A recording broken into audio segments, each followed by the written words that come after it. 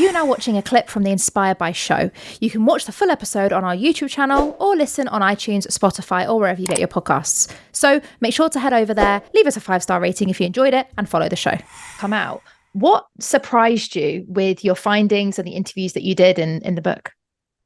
It was all a big surprise. And it was really just such a fabulous, I'm so grateful for the experience of writing this book. At first, I just wanted to tell the stories of women who had defied the odds. I was so impressed by some of these women I'd met. I was so struck by the crazy data that women draw 3% of all venture capital funding. And I thought to myself, I've met these women who've defied those crazy odds. I've met the women who've done what seems impossible considering all the challenges they faced. And I'm so inspired by them. I'm just dying to tell their stories. I want everyone to hear their stories. So it started out with that impulse. But the more women I interviewed, the more I realized it wasn't going to be enough just to tell their stories. I needed to explain how they had done it, how they had managed to defy those odds. What are the lessons that we could each learn from them? Anyone, male or female, could learn from them. And why was it that their strategies, which are different than men's strategies, are so effective right now?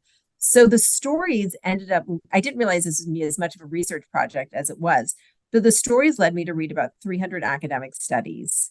And I just would go down these rabbit holes. I would finish interviews. I'd go through the transcripts. I'd pick out key themes: empathy, vulnerability, gratitude, communal leadership.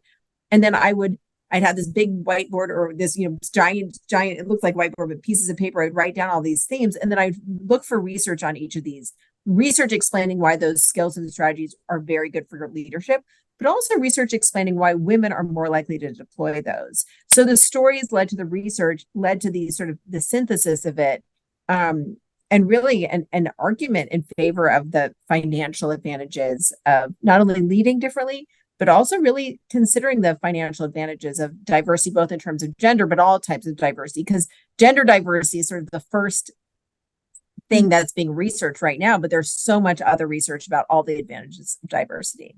Yeah, and you're right. Gender is only one piece, and there are obviously lots of facets of that. There are lots of facets of lots of others. It was impossible for me to look at gender diversity without also looking at racial diversity, diversity of thought, and there's a lot of research that touches on that as well. Mm-hmm. Yeah, exactly. Fascinating. And Julia, obviously you've gone on this journey, as you said, one big surprise, lots of people you've interviewed. How has, since writing this book, changed either how you work in your role now, how you interview now? Has it changed it at all? Oh, absolutely. I feel so much less afraid. I think I didn't even realize how afraid I was of messing up, of failing, of making a mistake. And I think I thought that any mistake would be a failure. And obviously a failure seems like a really big deal. But I think I've realized now that it's worth taking risks, because the upside is so huge and the potential for downside is just not as bad as I'd always thought. So I think I feel very much unfettered by my fears that had held me back.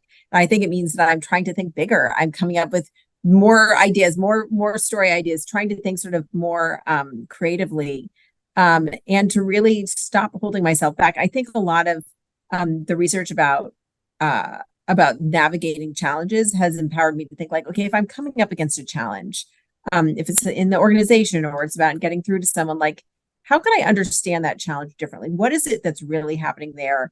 And what part of that has to do with me? And what part of that doesn't have to do with me? And once you have that perspective, I think it enables you to better navigate things. So it's felt very liberating for me. And I think for many of the women who've read the book also, to just try to feel like they can chart their own path, and also think ambitiously about what I want my future to look like. And I hope all women who read it and can think ambitiously about what they want their futures to look like. Yeah, absolutely. It certainly made me question a lot of my stuff. It was like some of it made sense, and then others was like, as a business owner, an entrepreneur, how can I learn from this, adapt to it?